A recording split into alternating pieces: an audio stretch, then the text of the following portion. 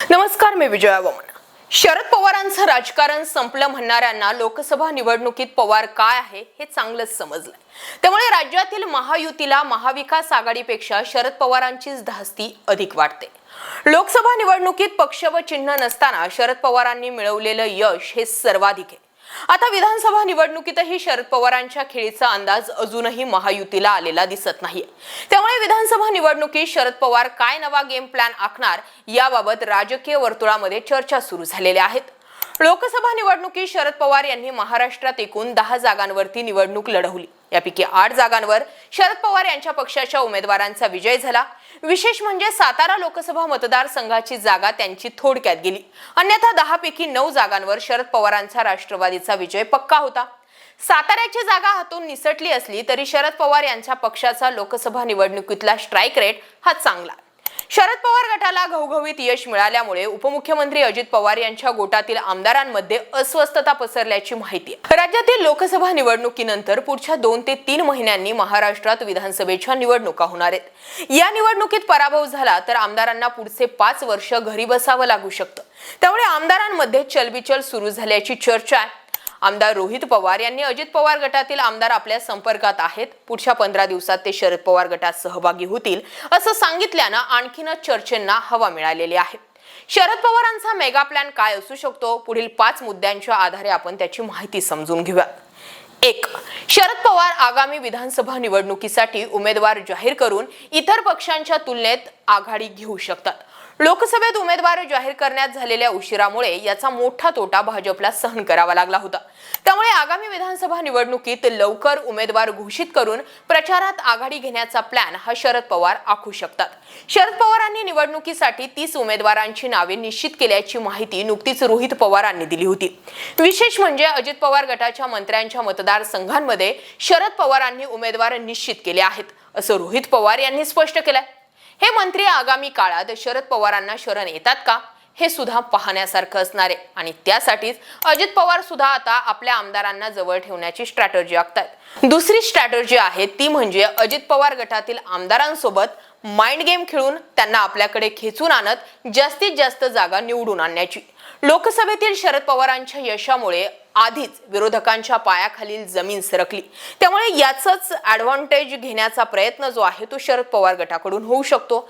म्हणून रोहित पवारांसारखे नेते अजित पवार गटाचे आमदार संपर्कात असल्याचं पिल्लू सोडून अजित पवारांच्या आमदारांसोबत माइंड गेम खेळतात.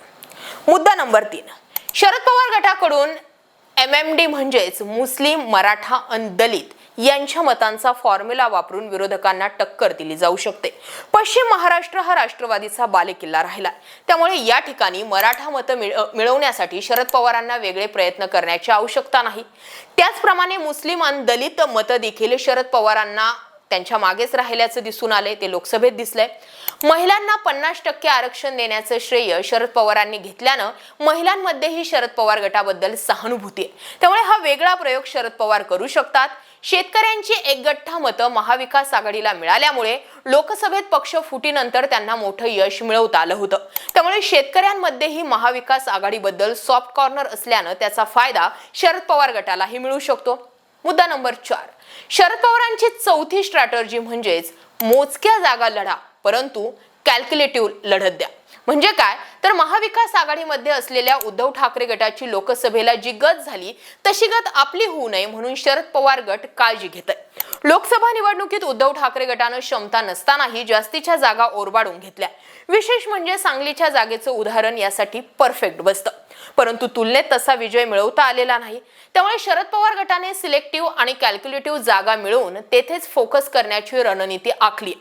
ज्या ठिकाणी पक्षाची ताकद आहे तेथील मोजक्या जागा लढवत विजयाचे चान्सेस वाढवावी अशी रणनीती शरद पवारांनी आखली. शरद पवारांच्या राष्ट्रवादीने 70 जागांवरती सर्व्हे केला. यावरून ते किमान 70 जागा लढवतील हे तर निश्चित मानलं जातंय. शरद पवारांच्या गटाने पहिल्या टप्प्यात विधानसभेच्या 70 जागांवर सर्व्हे केला. दुसऱ्या टप्प्यात शरद पवार गट 30 जागांचा सर्व्हे करणार. त्यामुळे आपली ताकद कुठे कुठे आहे याचा मायक्रो स्टडी शरद पवार करून आपला स्ट्राईक रेट विधानसभेतही चांगला कसा राहील याकडे लक्ष केंद्रित करतील. आता येऊयात 5व्या मुद्द्याकडे. शरद पवार गटाला पश्चिम महाराष्ट्र, मराठवाडा, उत्तर महाराष्ट्र, पश्चिम विदर्भात जनतेकडून चांगला प्रतिसाद मिळत आलाय. उत्तर महाराष्ट्रात जास्त आमदार खासदार नसले तरी मतांची टक्केवारी वाढली आहे। त्यामुळे ज्या भागात पक्षाची ताकद कमी आहे तेथे नवीन व तरुण चेहऱ्यांना संधी देण्याची रणनीती शरद पवार आखताना दिसतात। विशेष म्हणजे बंडखोर आमदारांना पक्षात घेण्याऐवजी शरद पवार गटाकडून नव्या चेहऱ्यांना संधी देण्याची शक्यता अधिक असल्याचं दिसतंय। बंडखोरी केलेल्या नेत्यांबद्दल जनतेत अद्यापही रोष कायम आहे। यामुळे या विधानसभेत नव्या चेहऱ्यांना संधी मिळेल असं दिसतंय। दुसरीकडे मेट्रो शहरांमध्ये शरद पवारांच्या राष्ट्रवादीला अधिक मेहनत घ्यावी लागणार असल्याचं दिसतंय। मात्र या मतदारसंघात ठाकरे गटासाठी जमेची बाजू असून परिणामी महाविकास आघाडीला याचा फायदा जास्तीचा होऊ शकतो। दरम्यान शरद पवार गटाने लोकसभा निवडणुकीत तुतारी चिन्हावर निवडणूक लढवली होती। घड्याळ चिन्ह व पक्षाचं नाव नसतानाही शरद पवारांनी मिळवलेलं जे यश होतं ते अद्भुत होतं, परंतु काही ठिकाणी तुतारी चिन्हामुळे शरद पवारांना तोटाही सहन करावा लागला। याचं उदाहरण पाहायला गेलं तर काही ठिकाणी अपक्ष उमेदवारांना पिपाणी आणि तुतारी हे चिन्ह देण्यात आलं होतं। शरद पवारांचा तुतारी वाजवणारा माणूस या चिन्हाला हे चिन्ह लिंक देत होतं आणि त्यामुळेच काही ठिकाणी अपक्षांची ताकद नसतानाही त्यांना शरद पवारांचा उमेदवार म्हणून भरघोस मतं मिळाली। याचा तोटा लक्षात घेता हे चिन्ह गोठवण्यात यावी अशी याचिका शरद पवार गटाकडून निवडणूक आयोगाला करण्यात आली होती। त्यानुसार निवडणूक आयोगानेही पिपाणी आणि तुतारी हे चिन्ह गोठवून शरद पवार गटाला एक प्रकारे दिलासा दिला।